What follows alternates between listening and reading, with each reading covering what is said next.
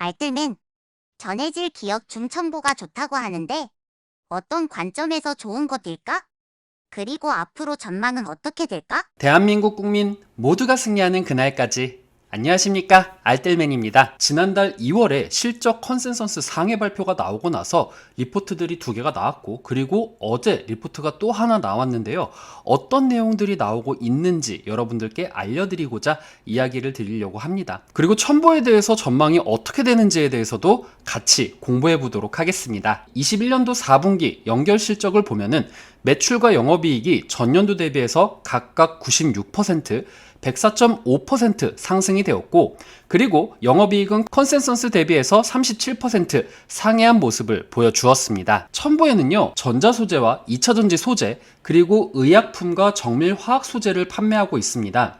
전자소재에는 LCD 시가격 첨가액 등이라고 보시면 되겠고요. 2차전지 부분에는 전해질이라고 보시면 되겠고요. 제일 많은 비중을 차지하고 있는 것은 전해질이다 라고 보시면 되겠네요. 이것은 SK증권에서 매번 첨부의 리포트가 나올 때마다 첨부되는 내용인데, 여러분들 처음 보시는 분들 같은 경우에도 SK증권의 리포트를 보시면은 한눈에 보시기 편하니까 한번 참고해 주시길 바라겠습니다. 2차전지의 전해액 첨가제라던가 전해질 같은 경우에는 LG화학과 CATL과 SK 이노베이션, 파나소닉, 삼성에 납품한다라고 보시면 되겠습니다. LCD 시가격과 OLED 소재 같은 경우에는 삼성 디스플레이와 LG 디스플레이를 필두로 해서 BOE와 같은 중국 기업에도 납품을 한다라고 보시면 되겠고요.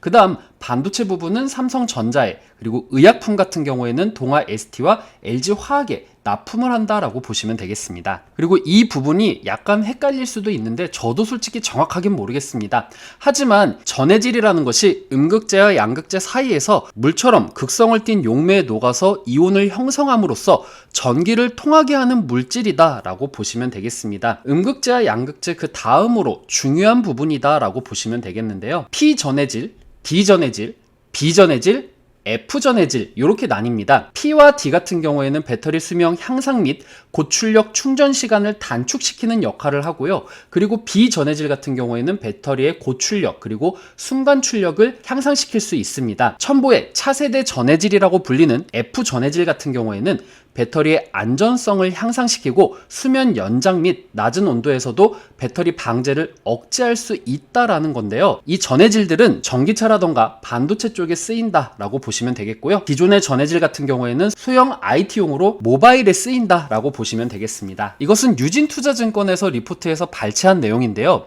여러분들께서 내가 가지고 있는 2차전지가 어떤 진출 계획을 가지고 있는가라는 것을 체크하시는 것이 중요하다고 생각을 합니다. 그래야지 해당 기업이 증설이 완료가 되었고 그럼 이때부터 본격적인 매출이 찍히겠구나 라는 것이 계산될 수 있기 때문이죠. 제가 가지고 있는 LNF 같은 경우에는 25년도에 올 상반기 미국 유럽향 계획을 발표를 했고 2022년도에는 10만 톤 정도에서 25년도에는 20만 톤으로 증설이 될 것이다 라는 계획을 가지고 있습니다. 즉 제가 LNF를 투자했던 계획이 25년도까지 바라봐야겠다 라고 계산을 했던 이유는 바로 이 부분 때문이다 라고 보시면 되겠고요. 그리고 많은 투자자들이 가지고 있는 에코프로비엠에 대해서도 말씀드리겠습니다. 2024년도에는 14만 톤 생산 규모의 헝가리 공장 가동 예정이고요. 그 다음 25년도에는 18만 톤 생산 규모의 미국 공장을 가동할 예정입니다. 오늘 분석할 첨보 같은 경우에는 증설에 대한 부분과 공급 확대에 대한 내용이 나오는데 요거는 유진투자증권에 대해서 얘기를 할 때 같이 얘기를 드리겠습니다. 4분기 호실적에 대한 이유로는요. 먼저 첫 번째로는 P전해질의 성장 견인이 있습니다. 원재료 가격 상승분이 판가로 전가됨에 따라서 전분기 대비해서 20% 수준으로 상승한 것으로 추정이 된다라고 이야기가 나오고 있고요. 그 다음 리튬 판매로 인해서 일회성 영업이익이 발생한 것으로 추정이 된다라고 이야기를 하고 있습니다. 또 마지막으로는요. 적자 기업이었던 투자 자회사 솔리크 인베스트먼트의 연결 편출 효과도 실적 개선에 기여를 했다라고 합니다. 유한타증권에서는 1분기 예상 실적을 낮게 바라보고 있는데요.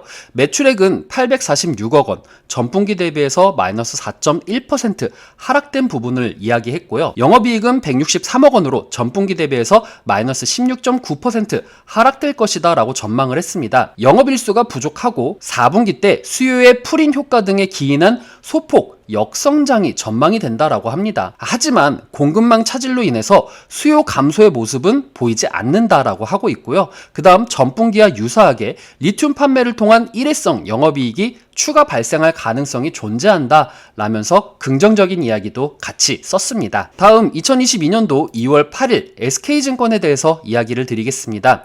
SK증권에서 4분기 호실적에 대한 이유는 전자소재 부분에서는 LCD 시가격 첨가제 판가 인상에 따른 매출의 호조와 그리고 OLED 소재 매출 호조로 20% 가까운 영업이익률을 기록한 것으로 추정한다라고 이야기를 하고 있습니다. 2022년도 매출 전망은 기존에 작성했던 것에 대비해서 매출액은 15% 상향 조정을 했고 그 다음 영업이익은 28% 상향 조정을 했습니다. 이유로는요, 4분기에 상승한 판가가 적용되면서 전년 동기에서 성장이 지속될 전망이다 라고 이야기를 하고 있고, 그 다음 하반기 F전해질 신규 280톤의 증설분이 가동되면서 성장이 예상될 것이다 라고 이야기를 하고 있습니다. 전기차 시장의 성장, 배터리 용량의 증가, 전해질 첨가제의 사용량 증가 등으로 인해서 삼중수혜가 지속될 전망이기 때문에 매출액과 영업이익을 상향 조정했다라고 보시면 되겠습니다. 첨보의 전해질 생산 능력은 21년도 3,520톤에서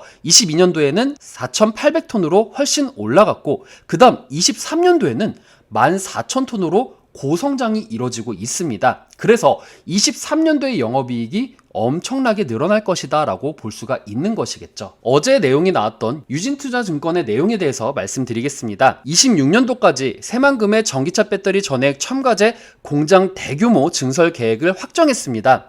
21년도, 22년도, 23년도는 보여드린 바와 같이 23년도에 훨씬 많은 생산 능력을 발생시키는데 26년도에는 23년도 대비해서 엄청나게 많은 생산 능력을 발생시키고 있습니다.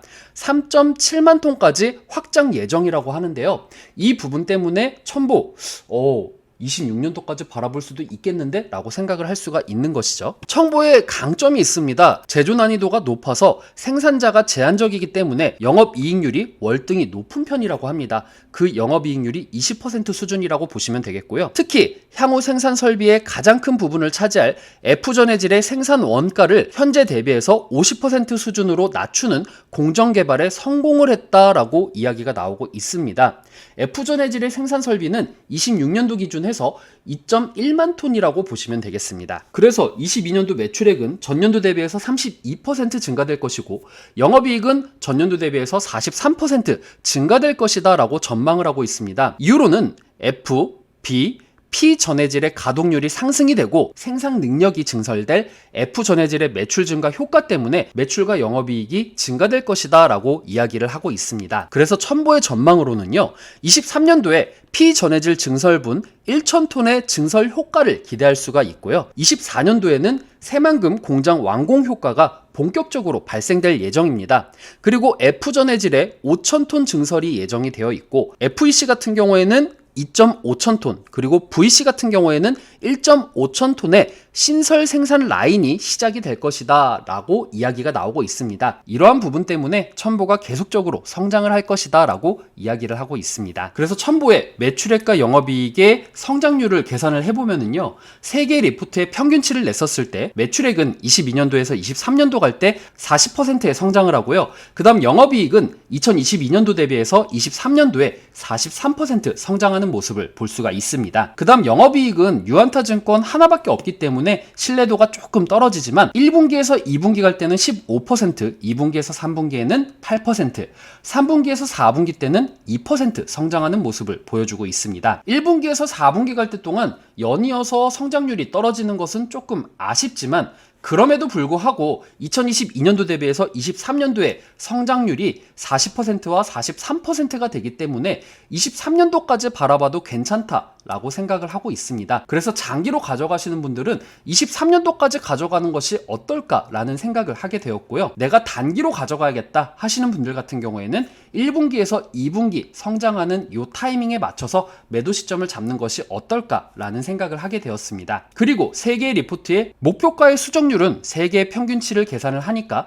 30% 상승된 부분을 보여줬고요. 평균치 대비해서 오늘 3월 3일 종가 기준으로 해서 현재 가격 29만 2,900원을 기준으로 했었을 때 평균 가격인 38만 3,333원에 대해서 목표 주가 대비해서 얼만큼 올라갈 수 있을까라는 것을 계산해 보면은 31% 상승할 여력이 있다라는 거 확인할 수가 있었습니다. 그래서 적정 주가를 구하면은요, 3월 3일 종가 기준으로 해서 2022년도 지배주주 당기순이익과 PER을 곱하면은 2조 9,174억 원이 나오고요.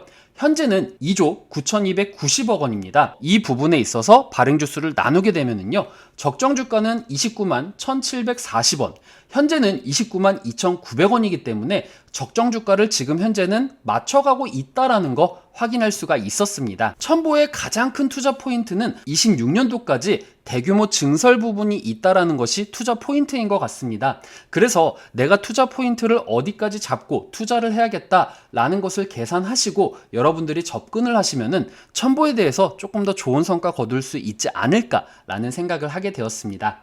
오늘 내용 괜찮았다 생각되시는 분들은 하단의 구독과 좋아요, 알람 설정을 눌러주시면 제가 영상을 만드는데 큰 힘이 될 것 같습니다.